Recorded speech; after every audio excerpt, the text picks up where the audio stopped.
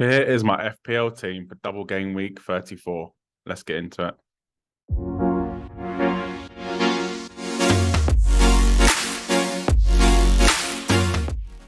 G'day mate, I'm FPL Root and welcome back to the channel and welcome back to another FPL video. So in today's video, we're going to be looking back at my game week 33 team and then looking at my team selection for game week 34. First of all, let's have a look back up to game week 33. So it was a pretty good game week. I did score 74 points. I did jump from 188k to 145k. Yeah, really happy with this game week. Really happy starting off with my goalkeeper choice. So I did decide to go David Raya. Normally I would go for the home goalkeeper. Chelsea did play Brentford, so that's why they played each other. But I just thought Brentford would score. I didn't think that, well, and Chelsea can't really score, so that's why I did go for David Ryan. He did get a 9-pointer, which is really great. 4 saves, so 1 save point and 2 bonus points as well. So yeah, happy with that. The defense was a little bit disappointing. So Trippier, 2 points. Newcastle conceded towards the end of the game. I think it was, what minute was it? It was pretty late on, yeah. Yeah, Stupinan as well conceded 3 goals, so he only ended up on 1 point. And Luke Shaw conceded 2 goals as well, so he only ended up on 1 point. So disappointment from the defence. Henry did get points on my bench though, 5 points. I was never going to play him against Chelsea away. I was never going to go for the double up, even though I did fancy David Raya. I just thought Brighton and Luke Shaw's always got that kind of attacking threat against Spurs, and you never knew what Spurs would have turned up in hindsight. Maybe I should have gone for Henry over Shaw, but I was never going to double up on Brentford. The midfield, bit of a mixed bag. So the Brighton boys March did get an assist, but no bonus. Matoma with another blank. That is, it's 3 blanks in a row for him, but that was against Spurs away, Chelsea away, and Forest away. So 3 away games. Hopefully this double game week with 2 home games, he can turn that around and get a few goals or assists. Jack Grealish only ended up on 1 point. City did score 4 goals, so I guess it would have been nice to get an assist, but yeah, for his price, I'm not expecting a return every game, so that's absolutely fine. Rashford, so I'd end up keeping him. Through his injury, ended up with 12 points, a goal and an assist against Spurs. Not sure how he did end up with 3 bonus points when he got a goal and an assist, but I had the player that did end up on 3 bonus points, so it doesn't really matter. Which was Harry Kane. So he did get 2 assists against Man United and 3 bonus. Really happy with that. You kind of rarely see kind of a player get an assist and end up on 3 bonus, and especially over a midfielder getting a goal and an assist. So yeah, happy with that. As Kane is less owned than Rashford, so it kind of gained me a bit of ground. One of his assists was a little bit dubious, as some people are saying, but for me, I think that's an assist, and we'll take it anyway. Watkins, no goal for him against Fulham at home. That is 2 games in a row. He's blank now, but yeah, not too worried. He probably won't be in my team. Well, we'll go on to that later on in the video. But yeah, Watkins disappointment. Haaland, just absolute machine. Goal, 2 assists, 2 bonus. That is because De Bruyne went on an absolute mega haul. He ended up getting 2 goals and an assist, so that's why he did end up with 3 bonus. But yeah, really happy with Haaland's last-minute goal, as it was looking a bit ropey. My score if that goal didn't go in. But overall, yeah, Fernando's on the bench. Again, I was never going to play him really, especially with Brighton having Forest, maybe over Grealish. But yeah, I'd fancied City to score goals in that game, which they did. So it's just one of them things, I guess. But yeah, happy with the score. Keep moving on. Hopefully we can hit top 100k by the end of the season. In terms of my mini leagues, I'm gaining ground on the leader. I was way behind a few months ago, but now I'm only about 20-30 points behind. So yeah, really happy with that. And yeah, we'll move on to our double game week 34 team. So we'll start off in goal. So I have gone for David Raya with Forest at home. He did manage to keep a clean sheet last time out, as I've just mentioned. Really great fixture for Brentford. Forest have been pretty terrible away from home this season. I don't actually think they've won a game, to be honest, away from home. Although at home they have been picking up results, picking up wins. They beat Brighton last time out. Away from home, it just doesn't really look good. Last time away from home, they conceded 3 to Liverpool, conceded 2 to Villa, 2 to Leeds, 3 to Spurs, 4 to West Ham. So they do ship goals away from home. And to be honest, they don't really score that many. They did score 2 at Anfield, but they failed to score against Villa, failed to score against West Ham, failed to score against Fulham. So I'm really confident of the Raya clean sheet. I know a lot of people, and I have been thinking about bringing in Ederson for David Raya, but it would probably cost me -4. For me, I just don't think it's worth it. Say Ederson, maximum he gets as absolute maximum is 12 points, really. He probably won't get bonus or many saves, where Raya, 1 clean sheet, could see him get 10 points, 11 points, could see him match him, definitely. Obviously, if Raya doesn't keep a clean sheet, then and Ederson keeps 1, it is a negative result. But for me, it doesn't really make sense. You'll see later, I'll go through a few other options for my team. It doesn't really make sense unless I do another move, which I'll talk about later on. But for now, we've got David Raya. I have potentially brought in Trent. So these are not locked transfers, but likely transfers, definitely. So Trent has Spurs at home and Fulham at home in a double game week. I just think you're looking for double game week. You're looking for a player that can get clean sheets, can get assists, can get goals. Then Trent is the perfect player.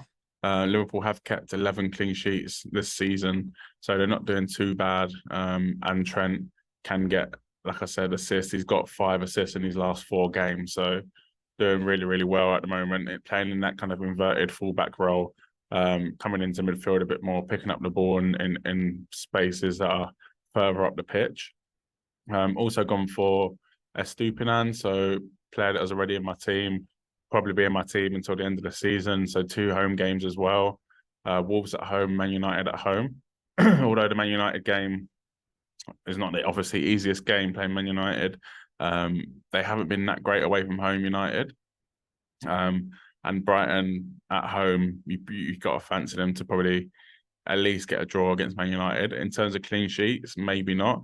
But I think that Wolves game is a likely clean sheet for Estupinan. He hasn't really been getting them assists. He's picked up 5 this season, but he hasn't had an attacking return since Gameweek 23. Hopefully, he can start putting in them attacking returns and adding it to a clean sheet or 2. Next up, you've got Luke Shaw. So Villa at home and Brighton away. Not the easiest double game week. Villa are looking really good at the moment. They've been scoring goals, keeping clean sheets. But you got to fancy United at home. Their record has been really good this season. It's away from home where they have struggled. So confident of 1 clean sheet at least from Shaw and hopefully a few attacking returns. We'll move on to midfield now. So now we'll move on to the midfield. The 2 lock players in my team, 100% going to be playing, is Solly March. So he did get an assist last time out, and he's got 3 assists in a row, 4 assists in the last 5, 5 attacking returns in the last 6. So he's on form, I'd say, at the moment. With 2 home games, I'm really hopeful of attacking returns from my Brighton players. So Wolves at home, Man United at home. Even in that Man United game, I still fancy Brighton to get a goal or 2. And hopefully it can be from March or Matoma, who's my other Brighton asset. Matoma hasn't scored or assisted in 3 games, so a little bit disappointed, but it has been 3 tough away games, and hopefully, like I said earlier in the video, he can change that around. And I do fancy them to beat both teams, to be honest. I fancy them to beat Wolves and beat Man United. Another lock player is Marcus Rashford.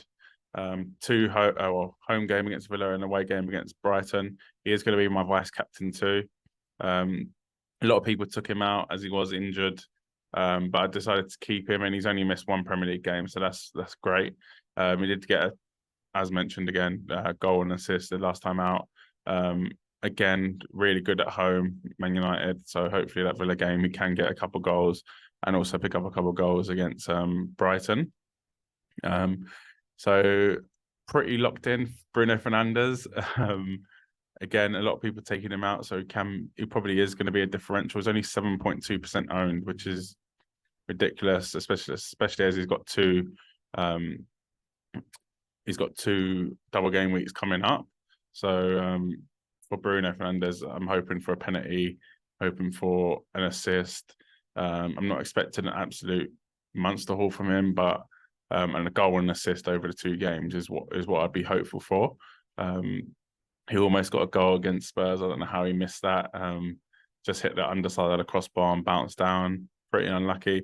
But yeah, hopefully this time out he can pick up a penalty and get a mega haul, which is would be a great differential for my team.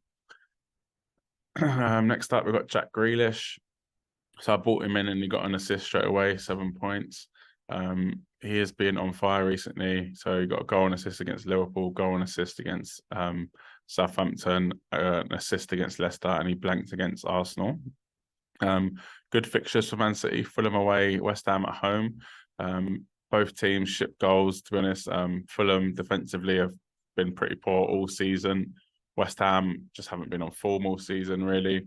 So I do fancy them to win both games comfortably, 3 or 4 goals in each game. I'm just hoping Grealish can get a goal or an assist, well, basically a goal and an assist in either game, because I feel like he does do well on bonus as well. And he has been really crucial for them this season, and especially the last 4, 5, 6 games. We'll move on to the strike force now. So now we'll talk about the forwards. Firstly, let's talk about my transfer out. So Harry Kane will be coming out. Sad moment, really, as I've had him all season, apart from one game where he hauled against Crystal Palace, and also in my free hit where I didn't have him either. Yeah, a bit weird taking out Kane, considering he's been on fire all season, really. Literally in the last 7 attacking returns since Gameweek 27, so he's literally on fire at the moment as well. 2 assists last time out. To be honest, I don't really like taking him out, especially after this Anfield game against Liverpool. He's got Palace at home, Villa away, Brentford at home, and Leeds away, so really good fixtures. But for me, I just got to target double game weeks. Although Harry Kane has been on fire this season, you don't really see him get many double-digit hauls, and it's just so easy for players to get double-digit hauls when they do have 2 games. So even if Kane does score every game, he's likely only to get maximum of 9 points, 6 points, 5 points. So I don't feel like I'm missing out on a 15-pointer or a 12-pointer every week. So that's the reason why I'm taking him out.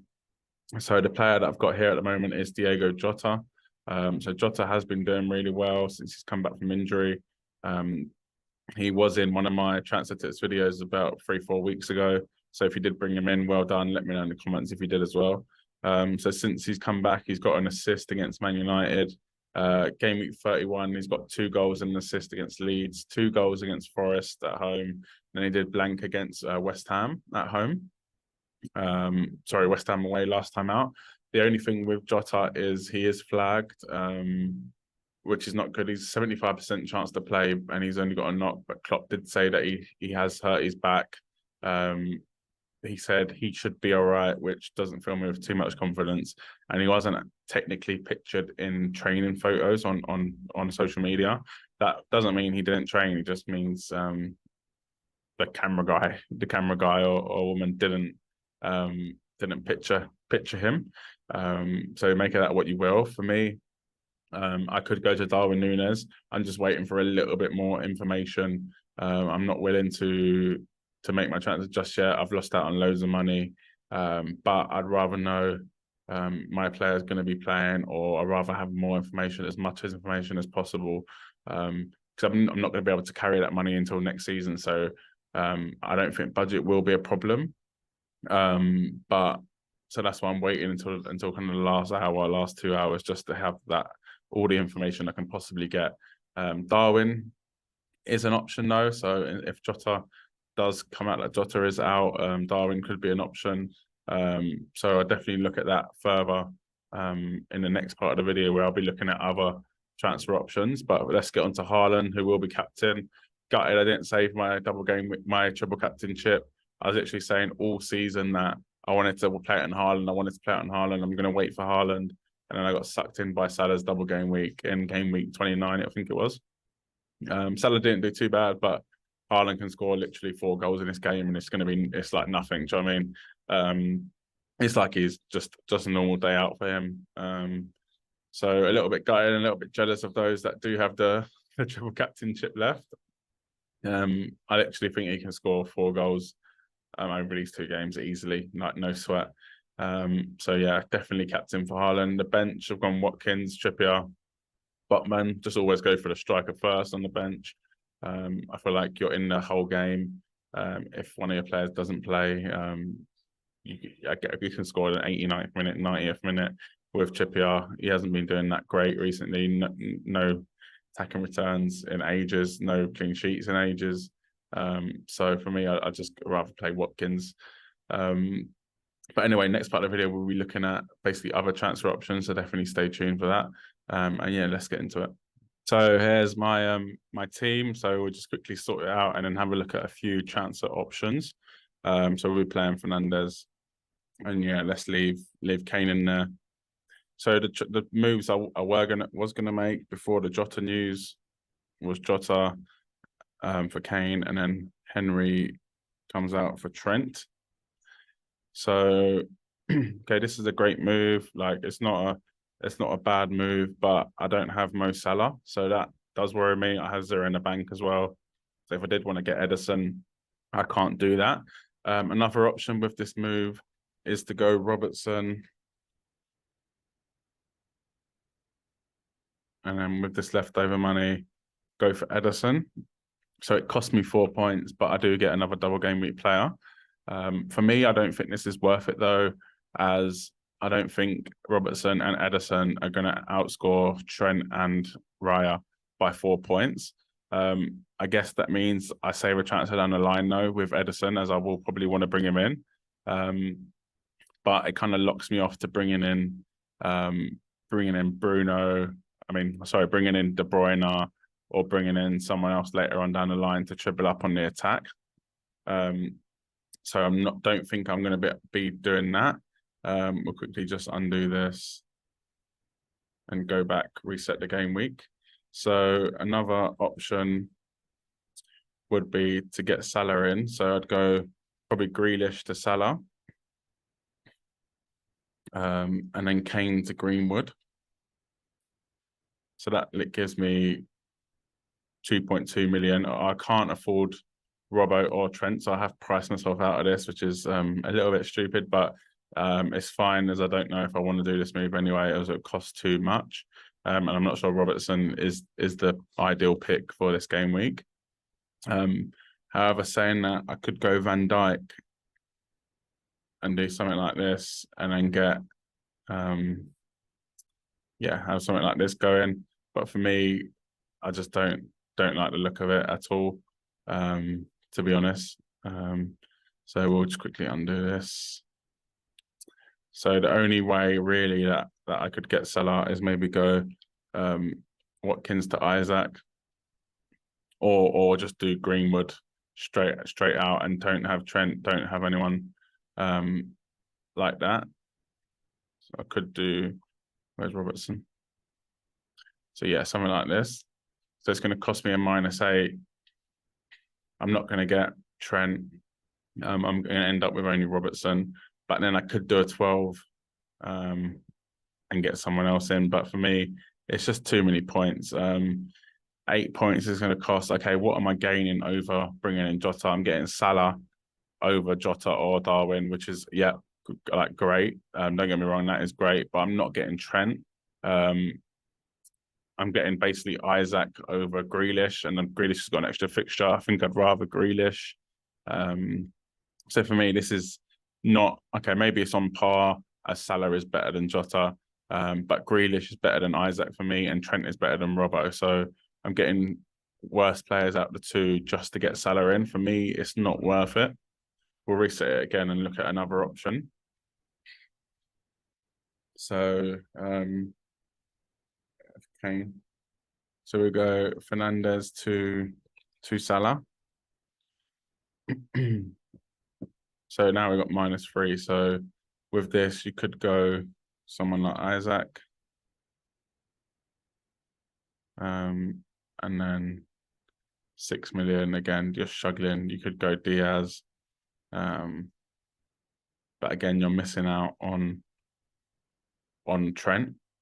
You're missing out on Robbo. You're missing out on a Liverpool asset. For me, I don't think it's worth it to get Salah. I'd rather take the punt on the Liverpool forward. So let's do that again. Take the punt on Liverpool forward, just to be able to have that extra fixture with Grealish. So if you do go Greenwood though, down to Kane and Salah, from Grealish to Salah, then I think that's the only way, and then go without a Liverpool defender. But again, for me, it's basically coming down to Jota or Darwin, Grealish and Trent over Salah, Watkins and Trippier. It's just not. I'd much rather have Jota, Grealish and Trent. Grealish is a double game week further down the line too. I don't know. Salah obviously is great at home, but how many is he going to score? Okay, he could easily score 2 against Spurs, 2 against Fulham, which will be horrendous for me. But who knows? Darwin could be in on that. Jota could be in on that. Grealish could get a goal and assist, and he has that extra double as well later on. Trent could chip in with the assist. So for me, it's just not worth it. Not worth going and kind of almost ripping up the team. And when you're putting it in simple terms, yes, Salah is a better option, but you're sacrificing an extra fixture. You're sacrificing a Liverpool defender. There's a lot to sacrifice for Salah for his price. Another option though is to do Grealish to De Bruyne, and then Kane down to Isaac. But for me, not worth it again, to be honest. I've got exact money for that, but Grealish, it's just not worth it. I'd rather just play Grealish. So this is what I'll probably be going for. Kane, let's just put Darwin in there, something a bit different. Darwin there, bang, and then you've got Henry out for Trent, which is perfect money. Or if I wanted to go for Robertson, then I could have Edison too. So that's what I'd probably be going for, or something like this, Robertson. But I'd just rather have Trent. I think Raya can match Edison this week.